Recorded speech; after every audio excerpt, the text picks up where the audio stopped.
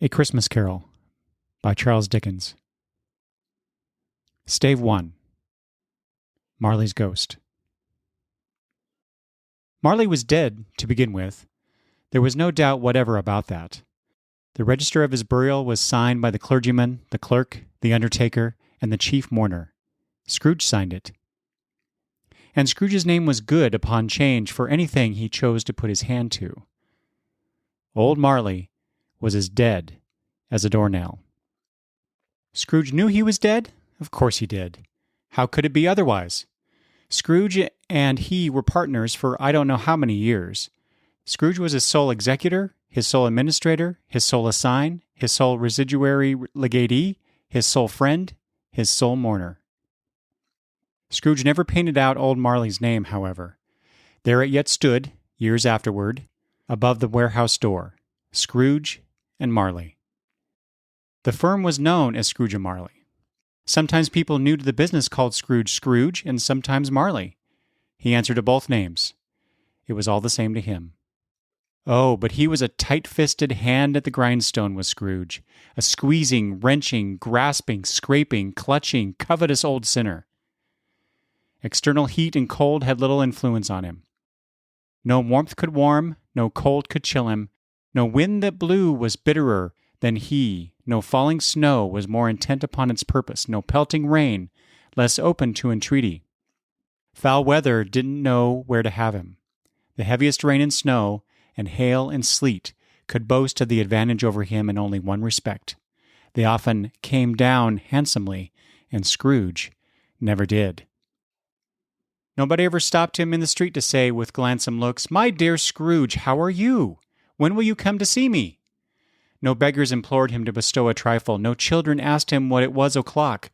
No man or woman ever once in all his life inquired the way to such and such a place of Scrooge.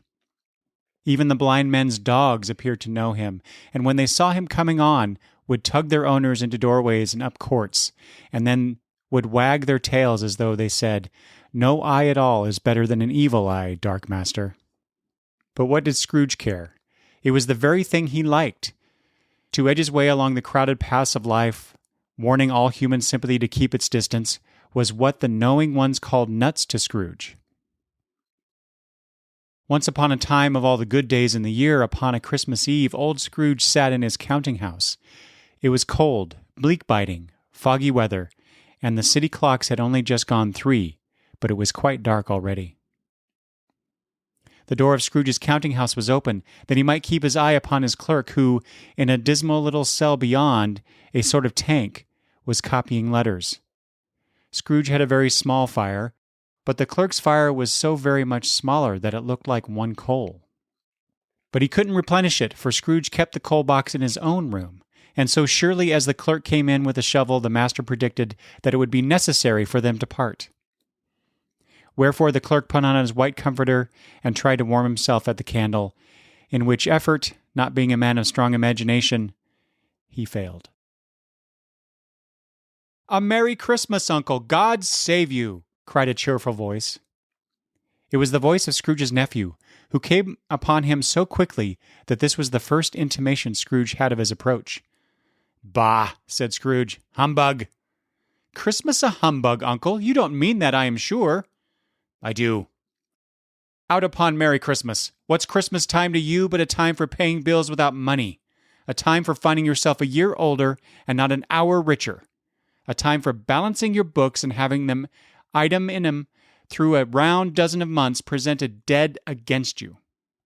If I had my will, every idiot who goes about with Merry Christmas on his lips should be boiled with his own pudding and buried with a stake of holly through his heart. He should. Uncle! Nephew, keep Christmas in your own way, and let me keep it in mine." "Keep it? But you don't keep it." "Let me leave it alone, then. Much good may it do you. Much good it has ever done you. There are many things from which I might have derived good, by which I have not profited, I dare say, Christmas among the rest. But I am sure I have always thought of Christmas time, when it has come around. Apart from the veneration due to its sacred origin, if anything belonging to it call be apart from that, as a good time, a kind, forgiving, charitable, pleasant time, the only time I know of In the long calendar of the year, when men and women seem to be content to open their shut-up hearts freely and to think of people below them as if they really were fellow travelers to the grave, and not another race of creatures bound on other journeys. And therefore, uncle, though it has never put a scrap of gold or silver in my pocket, I believe that it has done me good, and will do me good, and I say, God bless it." The clerk in the tank involuntarily applauded. "Let me hear another sound from you," said Scrooge, "and you'll keep your Christmas by losing your situation. You're quite a powerful speaker, sir," he added, turning to his nephew. "I wonder you don't go into Parliament." "Don't be angry, uncle. Come, dine with us tomorrow." Scrooge said that he would see him. Yes, indeed, he did. He went the whole length of the expression and said that he would see him in that extremity first. "But why?" cried Scrooge's nephew. "Why?" "Why did you get married?" "Because I fell in love." "Because you fell in love," growled Scrooge, as if that were the only thing in the world more ridiculous than a Merry Christmas. "Good afternoon." "Nay, uncle, but you never came to see me before that happened. Why give it as a reason for not coming now? Good afternoon." "I want nothing from you. I ask nothing of you. Why cannot we be friends?" "Good afternoon." "I am sorry with all my heart to find you so resolute. We have never had any quarrel, to which I have been a party. But I have made the trial in homage to Christmas, and I'll keep my Christmas humor to the last. So, a Merry Christmas, uncle. Good afternoon." "And a Happy New Year. Good afternoon." His nephew left the room without an angry word, notwithstanding. The clerk, in letting Scrooge's nephew out, had let two other people in.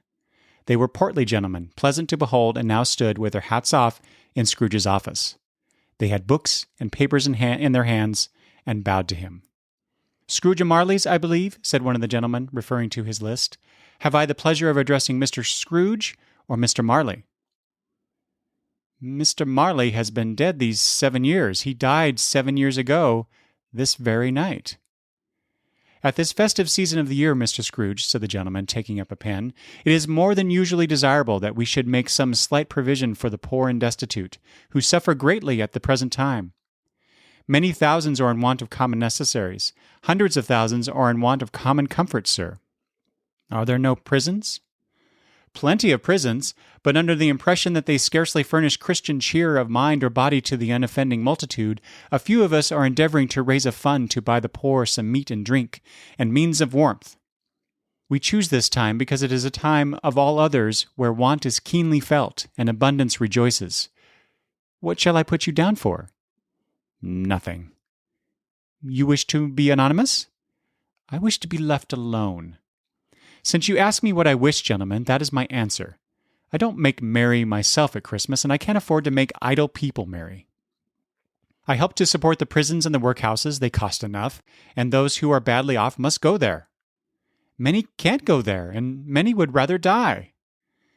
If they would rather die, they had better do it and decrease the surplus population."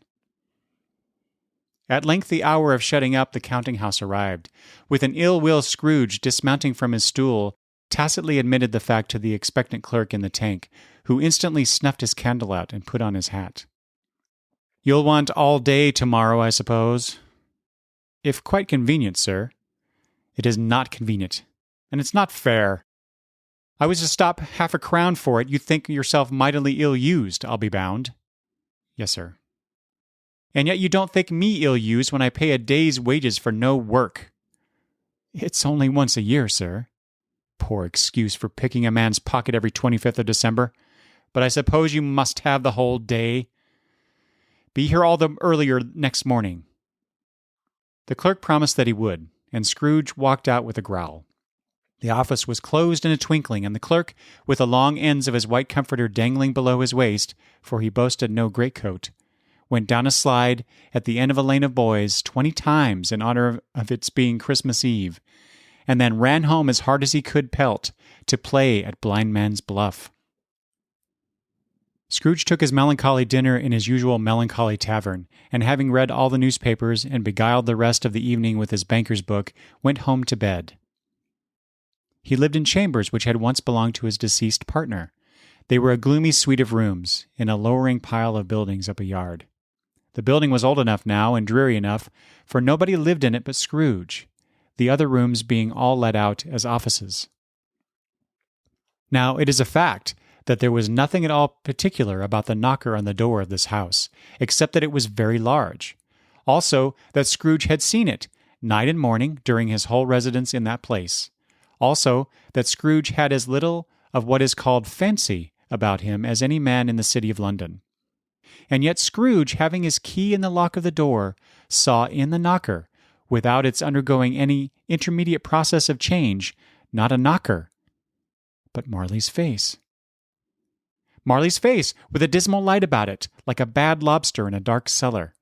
It was not angry or ferocious, but it looked at Scrooge as Marley used to look, with ghostly spectacles turned up upon its ghostly forehead. As Scrooge looked fixedly at this phenomenon, it was a knocker again. He said, "Pooh-pooh," and closed the door with a bang. The sound resounded through the house like thunder. Every room above and every cask in the wine merchant's cellars below appeared to have a separate peal of echoes of its own. Scrooge was not a man to be frightened by echoes. He fastened the door and walked across the hall and up the stairs, slowly too, trimming his candle as he went. Up Scrooge went, not caring a button for its being very dark. Darkness is cheap, and Scrooge liked it. But before he shut his heavy door, he walked through his rooms to see that all was right. He had just enough recollection of the face to desire to do that. Sitting room, bedroom, lumber room, all as they should be. Nobody under the table, nobody under the sofa. A small fire in the grate, spoon and basin ready, and the little saucepan of gruel, Scrooge had a cold in his head, upon the hob. Nobody under the bed, nobody in the closet. Nobody in his dressing gown, which was hanging up in a suspicious attitude against the wall. Lumber room as usual, old fire guard, old shoes, 2 fish baskets, washing stand on 3 legs, and a poker. Quite satisfied, he closed his door and locked himself in, double-locked himself in, which was not his custom. Thus secured against surprise, he took off his cravat, put on his dressing gown and slippers and his nightcap, and sat down before the very low fire to make his gruel. As he threw his head back in the chair, his glance happened to rest upon a bell, a disused bell that hung in the room, and communicated, for some purpose now forgotten, with a chamber in the highest story of the building. It was with great astonishment and with a strange, inexplicable dread that, as he looked, he saw this bell begin to swing. Soon it rang out loudly, and so did every bell in the house. This was succeeded by a clanking noise deep down below, as if some person were dragging a heavy chain over the casks in the wine merchant's cellar. Then he heard the noise much louder on the floors below, then coming up the stairs, then coming straight towards his door. It came on through the heavy door, and a spectre passed into the room before his eyes. And upon its coming in, the dying flame leaped up as though it cried, "I know him! Marley's ghost!" The same face, the very same. Marley in his pigtail, usual waistcoat, tights and boots. His body was transparent, so that Scrooge, observing him and looking through his waistcoat, could see the 2 buttons on his coat behind. Scrooge had often heard it said that Marley had no bowels, but he had never believed it until now. No, nor did he believe it even now, though he looked the phantom through and through and saw it standing before him, though he felt the chilling influence of its death-cold eyes and noticed the very texture of the folded kerchief bound about its head and chin. He was still incredulous. "How now?" said Scrooge, caustic and cold as ever. "What do you want with me?" "Much," Marley's voice, no doubt about it. "Who are you?" "Ask me who I was." "Who were you then?" "In life I was your partner, Jacob Marley." Can you sit down?" "I can." "Do it then." Scrooge asked the question because he didn't know whether a ghost so transparent might find himself in a condition to take a chair, and felt that, in the event of its being impossible, it might involve the necessity of an embarrassing explanation. But the ghost sat down on the opposite side of the fireplace, as if he were quite used to it. "You don't believe in me." "I don't." "What evidence would you have of my reality beyond that of your senses?" "I don't know." "Why do you doubt your senses?" Because a little thing affects them. A slight disorder of the stomach makes them cheats. You may be an undigested bit of beef, a blot of mustard, a crumb of cheese, a fragment of an underdone potato. There's more of gravy than of grave about you, whatever you are. Scrooge was not much in the habit of cracking jokes, nor did he feel in his heart by any means waggish then. The truth is that he tried to be smart as a means of distracting his own attention and keeping down his horror. But how much greater was his horror when, the phantom taking off the bandage round its head, as if it were too warm to wear indoors, its lower jaw dropped upon its breast. "Mercy, dreadful apparition, why do you trouble me? Why do spirits walk the earth? And why do they come to me?" It is required of every man that the spirit within him should walk abroad among his fellow men, and travel far and wide. And if that spirit goes not forth in life, it is condemned to do so after death. I cannot tell you all I would. A very little more is permitted to me. I cannot rest. I cannot stay. I cannot linger anywhere. My spirit never walked beyond our counting-house. Mark me, in life my spirit never roved beyond the narrow limits of our money-changing hole. And weary journeys lie before me. 7 years dead, and traveling all the time? You travel fast? On the wings of the wind. You might have got over a great quantity of ground in 7 years. O blind man, not to know that ages of incessant labor by immortal creatures for this earth must pass into eternity before the good of which it is susceptible is all developed. Not to know that any Christian spirit working kindly in its little sphere, whatever it may be, will find its moral life too short for its vast means of usefulness. Not to know that no space of regret can make amends for one's life opportunities misused. Yet I was like this man. I once was like this man. But you were always a good man of business, Jacob, faltered Scrooge, who now began to apply this to himself. Business? Cried the ghost, wringing its hands again. Mankind was my business. The common welfare was my business. Charity, mercy, forbearance, benevolence were all my business. The dealings of my trade were but a drop of water in the comprehensive ocean of my business. Scrooge was very much dismayed to hear the spectre going on at this rate, and began to quake exceedingly. Hear me, my time is nearly gone. I will, but don't be hard upon me. Don't be flowery, Jacob, pray. I am here tonight to warn you that you have yet a chance and hope of escaping my fate. A chance and hope of my procuring, Ebenezer. You were always a good friend to me, thank ye. You will be haunted by 3 spirits. Is that the chance and hope you mentioned, Jacob? I think I'd rather not. Without their visits, you cannot hope to shun the path I tread.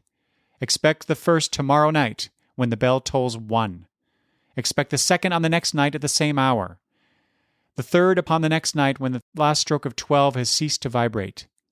Look to see me no more, and look that, for your own sake, you remember what has passed between us.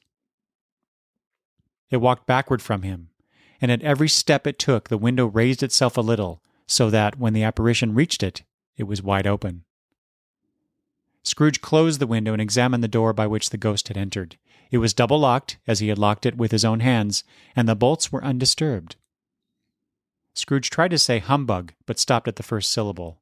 And being, from the emotion he had undergone, or the fatigues of the day, or his glimpse of the invisible world, or the dull conversation of the ghost, or the lateness of the hour, much in need of repose, he went straight to bed, without undressing, and fell asleep on the instant.